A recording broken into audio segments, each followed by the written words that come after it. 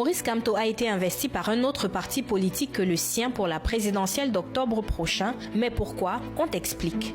Le 16 juillet, la déclaration officielle de candidature de Maurice Kamto a fuité sur les réseaux sociaux. Sur ce document, le leader de l'opposition au Cameroun ne se présente pas sous la bannière de son parti, le MRC, mais sous celle du Manidem, un autre parti d'opposition. Le document rendu public sans l'autorisation de Maurice Kamto a été authentifié par le président du Manidem, Anissé Ekane. En 2020, Maurice Kamto et son parti, le MRC, avaient boycotté les élections législatives et municipales. Une décision qui empêche son parti, selon le code électoral camerounais, de présenter un candidat à la présidentielle. L'article 121 du code électoral précise qu'un candidat doit être investi par un parti qui a des élus à l'Assemblée nationale, au Sénat, dans un conseil régional ou municipal. Sinon, il doit être candidat indépendant ayant recueilli les signatures d'au moins 300 personnalités de toutes les régions du pays. Des élus qui avaient été investis par d'autres partis ont ensuite démissionné pour rejoindre le MRC. Cependant, la validité des mandats de ces élus ont soulevé des débats juridiques et la commission électorale camerounaise aurait pu ne pas valider la candidature du MRC. D'ailleurs, il y a quelques jours encore, le ministre de l'administration territoriale a rappelé ceci.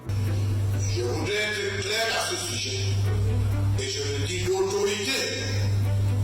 Le parti politique qui avait boycotté le double scrutin législatif et municipal du 9 février 2020 ne peut pas présenter un candidat à l'élection présidentielle de 2025.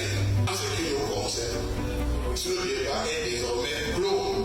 Maurice Kamto a donc fait alliance avec le Manidem qui dispose d'élus afin de se conformer au code électoral et garantir la validité de sa candidature. Elle a été déposée ce matin et les Kama jusqu'au 11 août pour la valider ou non.